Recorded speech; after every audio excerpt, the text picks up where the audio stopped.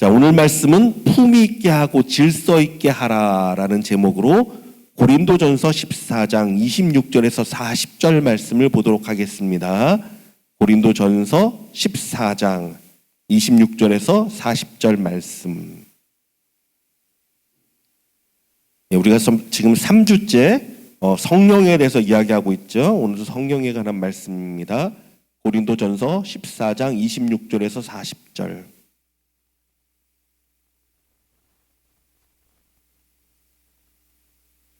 같이 읽겠습니다. 시작. 그런즉 형제들아 어찌할까? 너희가 모일 때 각각 찬송시도 있으며 가르치는 말씀도 있으며 계시도 있으며 방언도 있으며 통역함도 있나니 모든 것을 덕을 세우기 위하여 하라.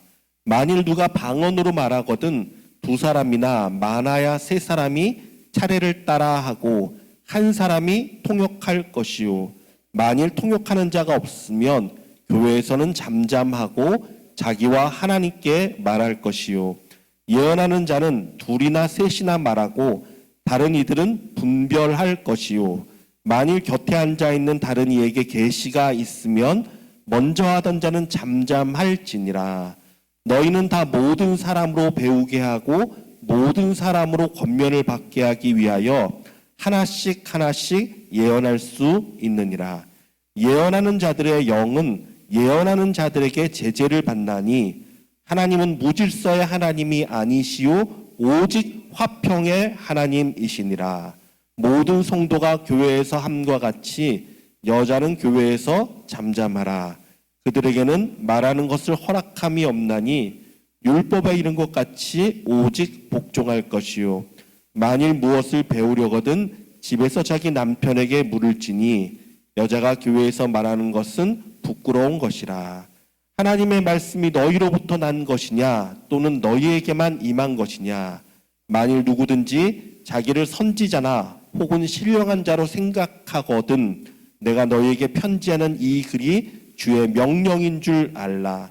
만일 누구든지 알지 못하면 그는 알지 못한 자니라. 그런즉 내 형제들아 예언하기를 사모하며 방언 말하기를 금하지 말라. 모든 것을 품위 있게 하고 질서 있게 하라. 아멘. 할렐루야. 하나님 말씀 참 좋죠. 하나님의 말씀이 이렇게 말합니다. 모든 것을 품위 있게 하고 질서 있게 하라. 하나님의 은사나 모든 것도요 더 깊어지면 깊어질수록 어떻게 됩니까? 품위가 있어야 돼요. 또 질서가 있어야 돼요. 이것이 교회에 나타나게 되는 모든 은사든지 모든 것이 그럽니다.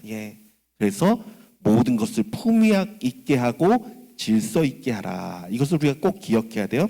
자, 바울은 고린도전서 12장부터 14장까지의 12, 13, 14장 이 세 장의 말씀을 통해서 성령에 관해, 성령의 은사에 관해 우리에게 이야기하고 있습니다.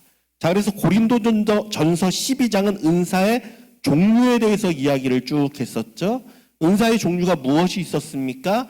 지혜의 말씀의 은사, 지식의 말씀의 은사, 믿음의 은사, 병 고치는 은사, 능력 행함의 은사, 예언의 은사, 영분별의 은사, 방언의 은사, 방언 통역의 은사 이렇게 있다고 했죠.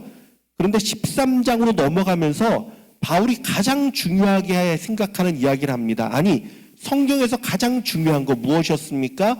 너희는 더 큰 것을 사모하라. 더 좋은 길을 너희에게 보이리라 하면서 이야기하는 게 13장에 나오는 사랑이었죠. 가장 큰 은사, 모든 은사는 뭐로 귀결돼야 한다고요? 사랑. 그래서 12장에 나오는 여러 가지 은사의 종류들이 나왔지만 13장에 가서 이걸 하나하나 다 이야기합니다. 내가 사람의 방언과 천사의 말을 할지라도 사랑이 없으면 소리나는 구리와 울리는 꽹과리다. 아무것도 쓸데없는 것이다. 많은 은사의 종류가 있어도 사랑이 없다면 그것은 다 헛된 것이다. 사랑이 가장 중요하다. 모든 은사는 어떻게 하고요? 사랑을 따라 행해야 되고 사랑을 이루기 위하여 사용돼야 한다. 이게 핵심이에요. 은사가 중요한 게 아니라 뭐가 중요하다고요? 사랑이 중요하다. 사랑을 이루기 위해서 하나님이 은사를 주신 것이니 은사는 항상 사랑을 따라 행해야 된다. 이것을 아주 강조하면서 고린도전서 13장을 이야기합니다. 그래서 은사 받은 사람은 어떻게 해야 된다고요? 내가 은사 받았으니까 뭔가 더 신령해진 사람이 된 거라고요? 아니죠. 내가 은사 받았으니까 나는 내 아내를 더 사랑해야 돼요. 내가 은사 받은 만큼 나는 내 남편을 더 사랑해야 돼요. 내가 은사 받았으면 우리 자녀를 내가 더 사랑하고요. 우리 교회를 더 사랑하고 하나님을 더 사랑해야 돼. 이게 원칙이에요. 이게 원칙이에요. 은사는 받았는데 사랑이 없다? 다 가짜입니다. 다 잘못된 거예요. 소리 나는 구리와 울리는 꽹과리, 그냥 쓸데없는 소리, 이것과 다를 것이 아무것도 없다. 자, 그래서 은사 받은 사람은 어떻게 한다고요?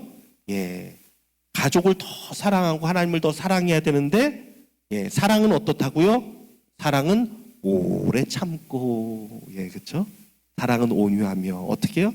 그러니까 내가 어떻게 사랑을 베푸니까 내가 은사 받았으니까 더 참고 더 온유하고 투기하지 않고 자랑하지 않고 교만하지 않고 모든 것을 참으며 모든 것을 믿으며 모든 것을 견뎌라. 이것이 은사에 연결되는 사랑의 이야기예요. 그렇죠? 은사 받았으니까 더 참아야 돼요. 더 견뎌야 돼요. 더 온유해야 돼요. 이게 고린도전서 13장에 말한 핵심입니다. 마땅히 해야 될 일입니다. 자, 그렇다면 어떻게 해야 은사를 잘 활용할 수 있을까? 이 문제가 있잖아요. 은사의 실제, 어떻게 은사를 사용하는가? 이어지는 고린도전서 14장에서 바울은요, 예언과 방언에 대해 이야기하면서 이것들이 어떻게 사용되어지는지에 대해 우리에게 알려주고 있습니다. 자, 왜 방언과 예언일까요? 가장 겉으로 드러나기 쉽잖아요. 또 실수하기도 가장 쉬운 것이 방언과 예언입니다. 자, 첫 번째 방언에 대해서 생각을 해보죠. 방언은요, 크게 두 가지를 생각해 볼 수 있습니다. 두 가지 종류가 있습니다. 무엇입니까? 고린도전서 13장에 내가 방언과 천사의 말을 할지라도 사람의 방언이 있고 천사의 말이 있습니다. 자, 이게 뭐냐면요, 사람의 방언이라면 초대교회 오순절 때 성령이 임했습니다. 그들이 방언을 합니다. 어떤 방언이었죠? 각 나라 말로 말이 나가기 시작합니다. 그냥 나가는 것이 아니라 각 나라 말로 하나님의 크신 일들이 선포되는 방언이에요. 이게 사람의 방언이죠. 이 12장을 내가 빼놨네요. 사도행전 2장 11절은 이렇게 말합니다. 그레데인과 아라비아인들이라 우리가 다 우리의 각 언어로 하나님의 큰 일을 말함을 듣는도다. 우리가 다 우리의 언어로 하나님의 큰 일을 말함을 듣는도다. 사람들이 그랬어요. 아니, 이게 어쩐 일이지? 저 사람은 분명히 배운 사람이 아닌데 저 사람이 우리의 나라, 우리의 방언으로 지금 하나님의 크신 일을 선포하고 있어요. 초대교회에 임하였던 그 오순절에 임하였던 방언의 특징은요, 단순히 기도가 아니에요. 오순절에 임했던 방언은 단순한 기도가 아닙니다. 각 나라 말로 하나님의 크신 일을 선포하는, 쉽게 말하면 복음이 전파되는 거예요. 각 나라 말로. 그래서 이것이 표적이었어요. 표적. 하나님의 기사였습니다. 어떤 기사였냐면은 이게 나타내는 게 그것입니다. 나중에 후에 있을 하나님께서 성령의 기름 부음으로 온 땅 가운데 온 나라의 언어로 복음이 전파되고 온 땅 가운데 충만하게 하나님의 나라의 복음이 전파되어서 하나님의 백성이 될 것을 나타내는, 하나님께서 표적을 나타내신 거예요. 그래서 그때는요, 이 방언이 다른 나라 말로 번역이 돼서 어떻게 말해야 되나, 다른 나라 말로 방언이 나왔습니다. 그래서 하나님의 크신 일들을 전파했습니다. 전도했습니다. 선포했습니다. 자, 그런데 이것은요, 오순절에 한시적으로 부어주신 표적과 기사로 봐야 합니다.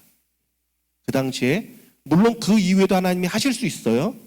하실 수 있습니다. 하나님은 누구에게 이렇게 누구에게 딱 제재를 받으시거나 그게 아니죠. 하나님은 자기 뜻대로 행하실 수 있는 분이니까 지금도 하실 수 있습니다. 근데 성경을 보면 한시적으로 나타났어요. 왜 그렇습니까? 그 이후에 성경에 이렇게 하나님의 복음이나 하나님의 말씀이 갑자기 방언으로 해서 전파되어서 사람들이 이 사람이 어떻게 우리나라 말로 말을 하지? 라고 하는 장면이 그 이후에 나타나는 게 없죠. 신약에. 그렇죠? 그렇지만 지금도 여러분 그런 신비한 능력을 받지 않아도 지금 각 나라에 계신 선교사님은요, 그 나라의 언어를 배우고 익혀서 하나님의 크신 일들을 선포하고 있습니다. 할렐루야. 이것이 중요해요. 이것이 중요해요. 그건 하나의 사인이었어요. 그 위에 실제로 모든 선지자나 선지자나 목사나 여러 장로나 많은 하나님의 백성들이 열방으로 나와서 언어를 배우고 그들의 문화를 습득해서 그들의 말로 그들에게 복음을 증거하는 역사가 나타났어요. 예. 자, 그리고 오순절 이후로 하나님은요, 사람의 방언보다는 천사의 말이라고 흔히 말하는 영의 간구, 영의 기도, 이러한 방언을 더 많이 부어주셨습니다. 그래서 고린도전서 14장 2절 말씀 보면 이렇게 나와 있습니다. 방언을 말하는 자는 사람에게 하지 아니하고 하나님께 하나니 이는 알아듣는 자가 없고 영으로 비밀을 말함이라. 이게 초대교회에 벌써 나타난 현상이에요. 초대교회 때부터 하나님께서 방언을 부어주시는데 오순절 때 있었던 그런 그 통변의 방언보다는 이렇게 마음으로 영으로 기도하는 방언들을 부어주셨습니다. 그래서 방언에 대해서 바울이 말할 때 이렇게 말하죠. 방언을 말하는 자는 사람에게 하지 아니하고, 그렇죠? 처음에는 사람에게 했다 그랬잖아요, 그렇죠? 근데 사람에게 하지 아니하고 하나님께 한다. 이는 알아듣는 자가 없고 영으로 비밀을 말합니다. 영으로 기도하는 것이다. 하나님이 이런 방언을 부어주기 시작합니다. 지금도 우리 가운데 방언을 받았다는 사람들은 거의 대부분이 이 방언이에요. 그래서 그렇죠? 그런데 이것은 초대교회부터 나타났는데 방언을요 다른 사람들이 일반적으로 알아들을 수가 없습니다. 그런데 초대교회 문제가 뭐가 있었냐면 사람들이 오순절 때 받았던 방언처럼 사람을 향해서 방언을 하기 시작합니다. 그래서 대표 기도를 해도요 사람들 앞에서 방언으로 막 기도를 합니다. 다른 사람을 기도해 주다가도 방언으로 기도를 하기 시작합니다. 그러나 사람이 알아들을 수 없는 방언은요 결국 혼란만 줍니다. 그렇죠? 알아들을 수 없는 말을 해도 소용이 없잖아요. 제가 앞에 나와서 대표로 기도하는데 막 방언으로 막 기도하면 여러분들이 앉아서 무슨 내용이지? 뭘 하는 거지? 모르잖아요. 그렇죠? 혼란만 줄 뿐입니다. 그래서 바울이 이렇게 권면을 합니다. 만일 누가 방언으로 말하거든 두 사람이나 많아야 세 사람이 차례를 따라하고 한 사람이 통역할 것이요. 그 당시에 바울이 규칙을 세웠어요. 어떤 거냐면 만약에 방언으로 사람들 앞에서 이야기하려고 하면 기도를 하려고 하면 그냥 알아들을 수 없는 말로 하지 말고 통변의 은사를 받은 사람, 통역의 은사를 받은 사람이 그 방언의 이야기를 풀어주어라, 얘기해라. 그러나 만약에 그런 사람이 없으면 하나님께만 해라. 사람들 앞에서 하지 말고. 바울이 이렇게 권면을 해요. 왜 그렇습니까? 모든 사람이 방언으로 말하면, 교회 갔는데 모든 사람이 방언으로 말하면 믿지 않는 사람들이 와서 보면 뭐라고 말합니까? 저 사람들이 이상하다. 저 사람들 미친 거 아니야? 이렇게 말할 수 있잖아요. 그래서 바울이 이렇게 말합니다. 그러므로 온 교회가 함께 모여 다 방언으로 말하면 알지 못하는 자들이나 믿지 아니하는 자들이 들어와서 너희를 미쳤다 하지 않겠느냐. 그렇겠죠? 알 수 없는 말로 막 하고 있으면 사람들이 와가지고 저거 뭐야, 저 사람들 이상하다, 미쳤나? 이럴 수 있잖아요. 그러니까 바울이 이야기하는 거예요. 그러니까 그렇게 하지 말아라. 왜? 교회에 덕을 세우기 위해서. 그러나 방언의 통역의 은사를 받은 사람이 있으면 통역을 해서 알게 하고, 그렇지 않으면 개인적으로 하나님과 기도할 때만 방언으로 간구하라라고 고린도전서 14장에서 이야기를 하는 거예요. 자, 정리해서 말씀드립니다. 오순절 각 나라의 언어로 하던 방언은 이후에 일어날 온 땅에 복음이 전파되는 것을 나타내는 표적과 기사였다. 표적과 기사로서 방언이 나왔어요. 그 이후 대부분의 방언은 영의 강구로 하나님께 오는 방언이었다. 고린도 교회에서도 바울이 이것을 분명히 하죠. 그리고 이 방언은 덕이 되게 하기 위해서 회중 가운데서는 통역의 은사 받은 사람을 세웠고, 그렇지 않은 경우에는 혼자 하나님께만 드리도록 하였다. 이 방언은요, 내 영에 유익이 된다. 내 영에 유익이 되는 거예요. 자, 이제 많은 사람이 궁금해하는 예언의 이야기를 또 한번 해보고자 합니다. 사람들은 예언에 관심이 많습니다. 왜 많습니까? 장래일을 알고 싶어서 그래요. 장래일을 듣고 싶어서 그래요. 예언은 장래일을 말하는 것이기 때문에 그렇습니다. 그러나 장래일은요, 일반적으로 하나님이 감추어 두셨어요. 하나님이 감추어 두셨어요. 장래일은 우리에게. 이것을 먼저 이해하는 것이 중요합니다. 전도서 7장 14절 말씀입니다. 같이 읽을까요? 시작. 형통한 날에는 기뻐하고 공고한 날에는 되돌아보아라. 이 두 가지를 하나님이 병행하게 하사 사람이 그의 장래일을 능히 헤아려 알지 못하게 하셨느니라. 하나님이 헤아려 알지 못하게 하셨답니다. 그 이유가 미래의 일을 자랑하지 못하게 하기 위해서. 잠언 27장 1절에 이렇게 말합니다. 너는 내일 일을 자랑하지 말라. 하루 동안에 무슨 일이 날는지 내가 알 수 없음이니라 라고 했어요. 내일은요, 내일에 속한 것입니다. 내게 속한 것이 아니라 내일은, 미래는요, 하나님께 속한 시간입니다. 이렇듯 내가 알 수 없는 장래의 일을 자랑하는 건요, 헛될 뿐 아니라 어리석고 악한 일입니다. 장래일을 알지 못하게 하신 것은요, 하나님께서 우리 피조물로 하여금 한계를 깨닫게 하게끔 하기 위해서. 우리는 한계가 있잖아요. 그렇죠? 예. 하나님의 뜻이에요. 예. 오늘 최선을 다했다면 내일이라는 시간은 겸손히 하나님께 맡기는 거예요. 이런 찬양 있죠. 내일 일은 난 몰라요. 하루하루 살아요. 예, 맞아. 나는 모릅니다. 그러나 하나님이 내 인생을 인도하십니다. 하나님께 겸손히 맡기라는 이유입니다. 자, 장래일을 알지 못하게 하신 또 다른 이유는 우리가 하루하루 주어진 삶에 최선을 다하기를 원하시는 하나님의 뜻이 있기 때문이에요. 예전에 캘리포니아에 큰 쓰나미가 올 것이라고 예언했던 사람들이 있었습니다. 여러분 그런 소리 들어보셨나요? 한때 그게 많았어요. 어느 정도까지 심했냐면 어떤 교회, 실제로 그 중부로 이사를 간 교회도 있었어요. 그 성도들이 다 짐 싸가지고 이사를 가버렸어요. 쓰나미가 온다고. 어떤 분이 저한테 그걸 묻더라고요. 제가 그래서 그랬습니다. 그 당시에. 만약에 진짜 쓰나미가 온다면 우리 그리스도인들이 끝까지 남아서 기도해야 되지 않습니까? 쓰나미가 온다고 우리는 도망가고 너네들은 알아서 해라. 이게 하나님의 뜻입니까? 그거 잘못된 겁니다. 제가 분명하게 얘기했어요. 잘못된 예언이죠. 그런데 사람들은 그렇습니다.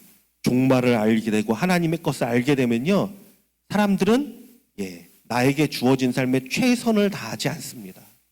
어디론가 짐을 싸고 도망가고 피신하고. 그건 하나님의 뜻이 아니에요. 하루하루 하나님이 주실 것들을 바라보며 말씀 가운데 최선을 다하는 삶이 지혜의 삶이에요. 그것이 복된 삶이에요. 그럼에도 불구하고 예언의 은사를 하나님이 주셨다 그랬어요. 왜 주셨을까요? 그럼에도 불구하고 예언의 은사를 주신 이유는 무엇일까요? 말씀을 보면 이렇게 나와 있습니다. 같이 읽을까요? 시작.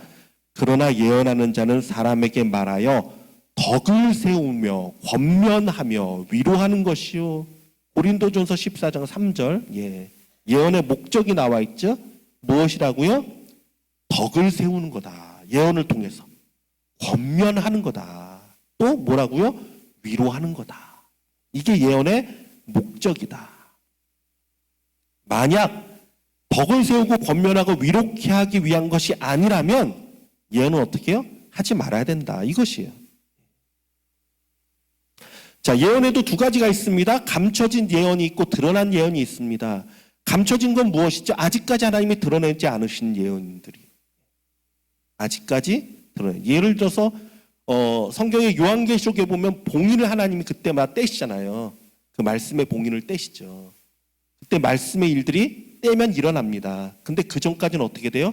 봉인해 놨어요. 하나님이 감춰뒀어요. 여러분, 억지로 알려고 하지 마십시오. 때가 되면 하나님이 알게 하십니다. 아, 하나님이 말씀하신 게 이거였구나. 하나님의 말씀대로 돼가고 있구나. 깨닫게 돼요. 억지로 알려고 할 필요 없어요. 억지로 하는 거 중요하지 않습니다. 예. 하나님이 감춰두신 것들이 있다. 자, 그런데 하나님이 드러난 예언, 하나님께서 알려주신 것들이 있습니다. 어떤 것이 있습니까? 하나님의 말씀입니다, 여러분. 여러분, 이것처럼 확실한 예언이 없습니다. 반드시 예수 그리스도가 심판주로 재림하십니다. 그렇죠? 이 예언이잖아요. 반드시 오십니다. 이건 드러난 거예요. 성경이 분명히 말하고 있습니다. 그때에는 악인과 선인이 양과 염소처럼 나뉘어질 것이고 예수 그리스도의 십자가 사랑을 믿는 자들은 구원을 받아 영원토록 하나님과 천국에서 살게 될 것입니다. 이거 드러난 예언이잖아요. 이것처럼 확실한 예언이 어디 있습니까? 하나님의 말씀이란 말이에요. 말씀이 우리 가운데 장래일을 말하고 있습니다. 이것을 믿어야죠. 이것을 붙들어야죠. 또 어떤 것이 있습니까? 말씀을 보니까 다윗이 고난 가운데서도 하나님을 찬양하고 감사하고 나아가잖아요. 그렇죠? 우리 지난번에 우리 사도행전 묵상하면서 보니까 다윗이 어떠한 상황에서도 하나님을 찬양하고 감사합니다. 그러나 사울은 어떻습니까? 자기의 영광과 왕권을 지키기에만 혈안이 되어서 하나님을 바라보지 못합니다. 자, 이것들을 통해서도 우리는 장래일을 알 수 있습니다. 알 수 있죠. 어떻게 알 수 있습니까? 내 삶 가운데 하나님을 경외하고 그를 높이고 찬양하면 반드시 여호와 하나님은요, 내게도 은혜 베푸시고 축복해 주실 것입니다. 그렇죠. 성경이 말하고 있잖아요. 그 사건을 통해서 우리에게 말하고 있잖아요. 너희도 이렇게 나아가면 하나님이 너희와 함께 하실 것이다. 성경이 가르치는 거예요. 말씀을 통해서 우리에게 계시하고 있는 미래, 우리의 장래의 일들입니다. 신명기 5장 10절은 이렇게 말합니다. 나를 사랑하고 내 계명을 지키는 자에게는 천대까지 은혜를 베푸느니라. 예언이잖아요. 하나님을 사랑하고 하나님의 말씀을 지키는 자는 천대까지 하나님의 은혜를 베푸신답니다. 이루어집니다. 말씀입니다. 예언입니다. 반드시 그렇게 됩니다. 그래서 하나님의 언약을 붙들면 그것이 곧 변치 않는 장래의 일이 되는 것입니다. 그래서 여러분, 말씀으로 예언하며 권면할 수 있어야 돼요, 여러분. 말씀으로 예언하고 말씀으로 권면할 수 있어야 돼요. 예를 들면 이렇습니다. 어떤 한 형제가 환난을 당해 아파합니다. 괴로워합니다. 제게 마음을 주셨어요. 제가 이 형제 다가가서 주님이 주시는 마음으로 이렇게 이야기할 수 있죠. 형제님, 말씀을 보니까 시편 30편 5절에 이렇게 말씀하고 있습니다. 그의 노여움은 잠깐이요 그의 은총은 평생이로다. 저녁에는 울음이 깃들일지라도 아침에는 기쁨이 오리로다. 형제님, 주님께서 저녁에는 울음이 깃들일지라도 아침에는 기쁨이 오리라 말씀하십니다. 그러니 주의 은총에 기대서 일어나십시오. 다윗처럼 내가 새벽을 깨우리로다 결심하고 기쁨의 아침을 위해 기도하며 준비하십시오. 반드시 하나님께서 지금 형제님의 슬픔을 덮어버리는 놀라운 은혜로 채워주실 것입니다. 여러분, 이렇게 말할 수 있습니까? 말할 수 있어야 돼요.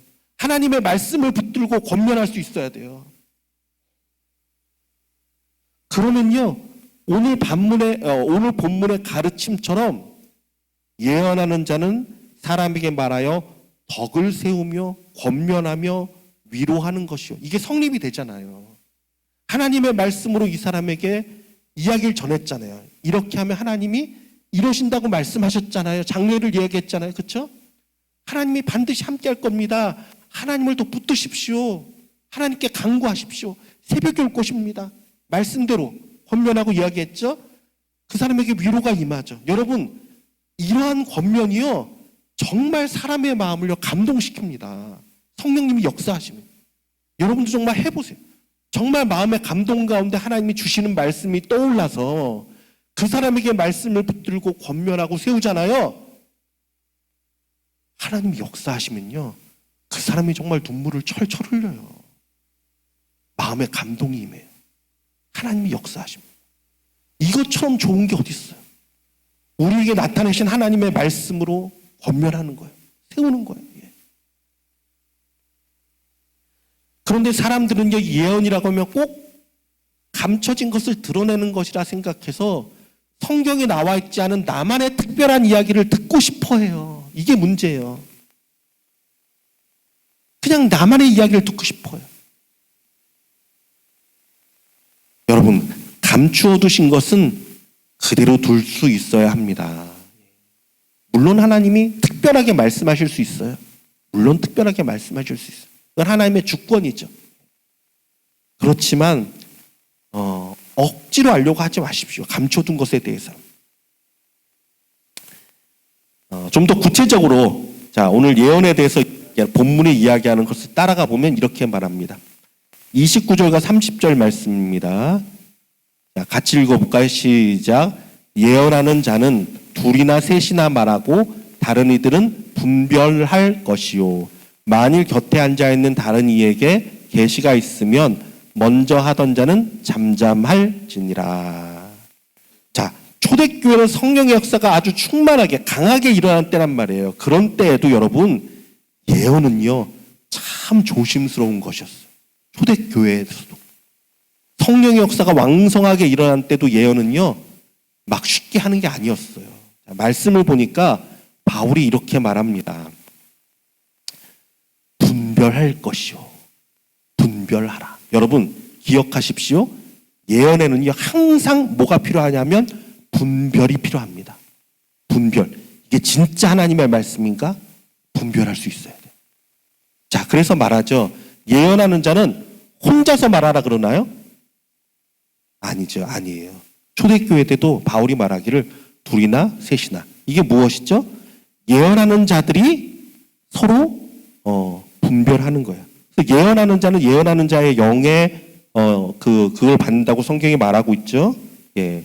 맞습니다. 그래서 예언하는 자들은요, 예언하는 사람들과 함께 말함으로 만일 곁에 있는 다른 이에게 계시가 있으면 내가 이 말 하는데 다른 사람이 다른 예언을 받았대. 그럼 어떻게 한다고요? 아니야. 내 말이 맞아. 이게 아니라 들어요. 이 사람이 말하게 듣습니다. 이 사람이 말하는데 또 다른 사람이 말해 이 사람도 잠잠하고 듣습니다. 그러면서 어떻게 합니까? 우리 가운데 주신 하나님의 진짜 뜻을 분별하여 나가는 거예요. 초대교회 때에도 이랬단 말이에요. 자, 그리고 어떻게 합니까? 듣는 사람들은 그 얘기를 듣고 무조건 따를 것이요라고 되어 있습니까?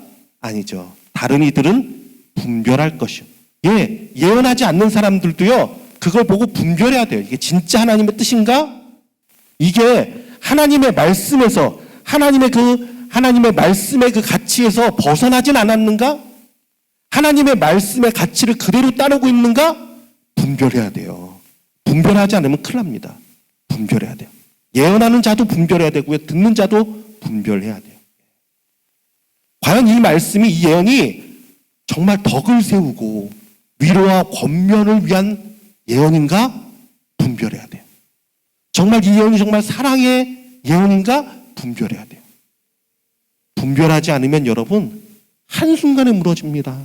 분별해야 돼요. 자, 이걸 또 깨닫는 것이 있으면 이걸 보고서 예언하는 사람은요 자기 고집을 내세우면 안 됩니다. 절대로. 하나님은 진리를 말씀하시지만 듣는 내가 잘못 들을 수 있단 말이에요. 듣는 내가 똑바로 못 알아들을 수 있습니다. 듣는 내가 내 생각을 하나님의 음성이라 착각할 수 있습니다. 그래서 분별해야 돼요. 분별해야 돼요. 끊임없이 겸손한 마음으로 하나님의 뜻을 구하고 분별해 나가지 않으면 안 됩니다. 그런데 잘못하면요, 자신이 예언의 은사를 받았다고 생각하는 사람들이 그 예언의 목적을 잊어버리고, 목적이 뭐라고요? 덕을 세우고 권면하고 위로케 하는 것인데, 이것을 잊어버림에도 불구하고 장래일을 자랑하듯이 그냥 이런 일이 있을 거래, 이렇게 툭툭 던지는 사람이 있어요. 정말 잘못된 거예요. 위험한 겁니다. 예. 제가 전에 한번 말씀드렸어요. 제가 소망교회 처음 부임했는데 어느 집사님이 저에게 오셨습니다. 그러면서 저한테 예언을 하시는데 제가 이 교회에 3년, 길면 5년 있다가 교회를 옮길 거랍니다. 그리고 본인도 교회를 떠났습니다. 정말 무례하죠. 정말 교만한 거죠. 이것이 무슨 덕이 되고 무슨 권명이 되고 무슨 위로가 되겠습니까?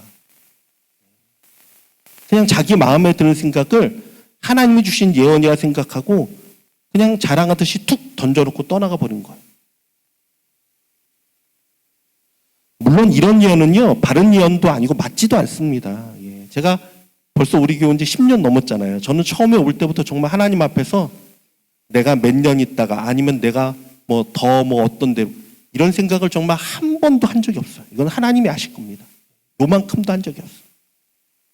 하나님이 내게 허락하신 내 교회고 우리 성도고 내가 이곳에서 충성을 다해야지. 저는 이 마음 갖고 나갔어요.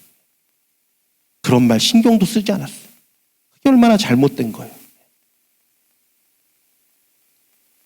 이런 사람의 특징이 있어요. 뭐냐면요, 그냥 생각나는 것이 있으면 툭 던져놓고 하나님이 말씀하셨다고는요, 정작 본인은 잊어버려요. 제가 나중에 그 사람 찾아가서 물으면 모를 거예요. 자기가 그 얘기 했는지도 모를 거예요. 오래전에 어떤 장로님이 또 저한테 이런 얘기를 하시더라고요. 어떤 사람이, 어떤 성도가 자기가 하나님의 음성을 듣는다고 이렇게 하나님의 음성을 많이 얘기한대요. 근데 자기한테 자꾸 사업을 하라고 그랬대요. 지금 한 걸 내려놓고 자꾸 사업을 시작하시라. 하나님 그걸 원하신다. 그래서 하나님 뜻이라니까 이분이 사업을 시작했습니다. 근데 망했습니다. 여러분, 그럼 어떻게 할 거예요? 찾아가서 따질 거예요? 여러분, 이게 얼마나 잘못되고 조심스러운 것입니까? 특별히 여러분, 믿음이 약한 사람에게 하나님의 말씀이다, 하나님의 예언이다라고 말하잖아요. 그러면요, 어떻게 될까요? 그러면 큰일이에요, 여러분. 믿음 약한 사람한테는요, 그 예언이 틀려도 문제고 맞아도 문제예요. 틀리면 어떻게 됩니까? 믿음이 떨어지잖아요. 상처받고 떠납니다. 맞으면 어떻습니까? 맞게 되면 그 사람은요, 그 말을 준 사람에게 종속됩니다. 그 다음부터는요, 무슨 일만 있으면 그 사람 찾아가게 돼 있어요. 그 사람한테 묻게 돼 있어요. 종속된단 말이에요. 하나님이 그거 원하실까요? 아니에요, 여러분. 왜 성령을 우리 가운데 다 부어주셨는데, 우리 각 사람이 하나님 앞에 응답받고 각 사람이 하나님 앞에 나아가도록. 예.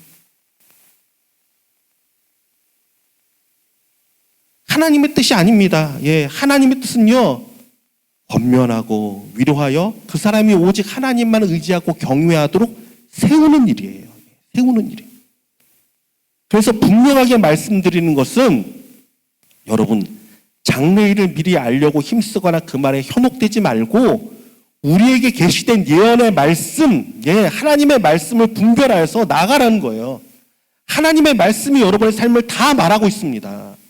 내가 어떻게 살면 복을 받는지, 내가 어떻게 살면 하나님 앞에 정말 온전치 못한 삶을 살아서 죄에 빠지는지 성경이 분명하게 말하고 있잖아요. 하나님 말씀 붙드십시오. 더 쉽게 말하면 미래를 알려고 애쓰기보다 내 미래를 사랑하는 주님의 손에 맡겨드리십시오. 두려워하지 마십시오. 하나님의 선하심과 인자하심을 믿고 따르십시오. 시편 109편 105절은 이렇게 말합니다. 주의 말씀은 내 발의 등이요 내 길의 빛이니이다. 하나님의 말씀이 내 발을 비춰주십니다. 내가 걸어갈 길을 인도해 주십니다. 주의 말씀을 따라 한 걸음씩 순종하여 걸어나가십시오. 이것이 겸손이고 이것이 순종이에요. 정 궁금하면 정말 여러분 삶에 정말 이것은 꼭 알았으면 좋겠습니다. 내 삶의 가장 중요한 문제입니다. 하나님 어떻게 할까요? 여러분에게 궁금한 게 생기면 여러분 안에 계신 하나님께 물으십시오. 정말 엎드려 기도하십시오. 하나님의 말씀을 읽어보십시오. 날 향한 하나님의 말씀을 깨달을 수 있도록 여러분이 모든 노력을 기울여 보십시오. 하나님은요, 살아계신 분이십니다. 성령님은요, 우리 가운데 역사하시는 분이십니다. 우리 가운데 성령을 다 부어주신 이유는 아까도 말씀드렸지만 이제는 대사장이나 선지자를 찾아갈 필요가 없어요. 내 안에 계신 성령님으로 인해서 내가 하나님께 응답받을 수 있습니다. 내가 기도하고 간구하고 말씀 가운데 서서 응답이 어떻게 임하냐면요, 어느 날 기도하다가 마음 가운데 평안이 쫙 임해요. 기쁨이 쫙 임해요. 이거 하나님이 응답 주신 거예요. 사인이에요. 내가 응답받도록 붙들고 나아가는 거예요. 근데 그런 노력은 없이, 그런 하나님 앞에 간절함 없이 너무나도 쉽게 다른 사람 찾아가서 응답받고 미래를 알려고 하는 것, 이 자체가 잘못된 거 아닙니까, 여러분? 그러려고 하지 마세요. 여러분이 하나님 앞에 응답받으세요. 저는요, 늘 이야기합니다. 여러분 인생은요, 하나님과 여러분이 책임집니다. 내가 책임지는 거고요. 나의 하나님이 내 인생을 책임지는 거예요. 내가 하나님 앞에 기도하고 내가 간구해서 내가 응답받고 내가 정말 중요한 일은 내가 하나님 앞에 응답받고 내가 결정해서 나아가는 거예요. 이게 중요합니다. 이렇게 살아야 돼요. 가장 중요한 문제에 있어서 다른 사람 찾아가서 기도받고 응답받고, 여러분 이런 거 하나님 원치 않으세요. 하나님은요, 여러분과 이야기하고 싶어 하고요, 여러분과 씨름하고 싶어 하십니다. 야곱이 하나님과 천사와 씨름한 것처럼. 내가 하나님 붙들어야 돼요. 만약에 잘못되면요, 어떡합니까? 그 사람 찾아갈 거예요? 그러면 아마 그 사람은 그럴 거예요. 나는 분명히 그렇게 들었는데 뭐 하나님 앞에 잘못한 거 없습니까? 이러면 어떻게 할 거예요, 여러분? 여러분 인생 그렇게 헛되이 보내지 마십시오. 정말 중요한 거는 내가 하나님 앞에 응답받고 나아가십시오. 간구하고 나아가십시오. 성령님 우리 안에 거하시니까. 이게 하나님의 뜻이에요.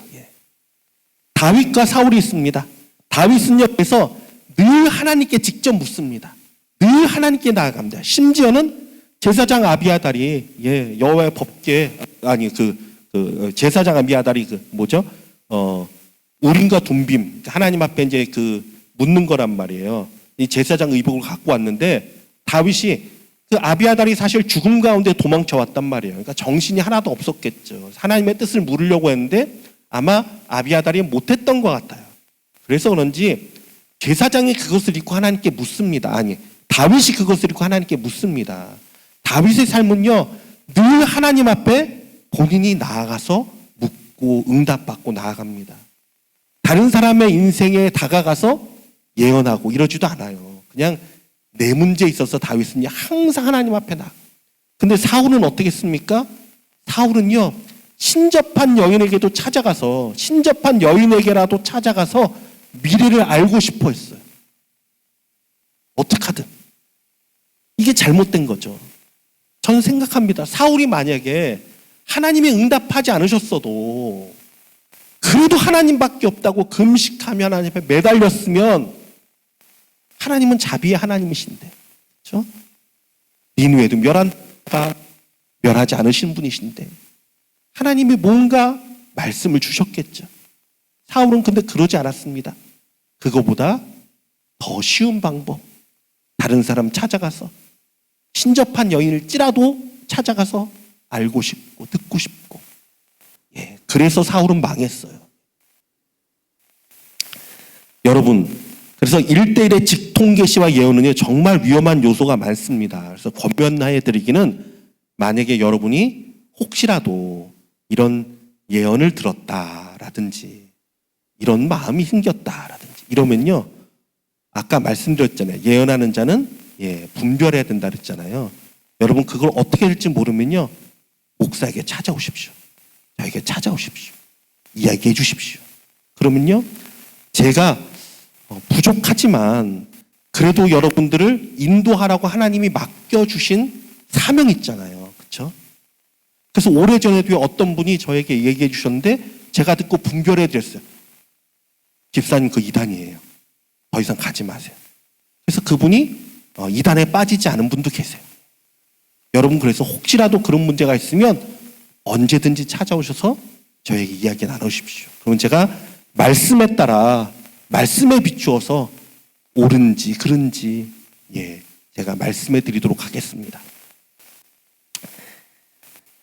우리에게 가장 확실하고 중요한 예언은 아까 말씀드렸지 반드시 예수 그리스도가 다시 오십니다.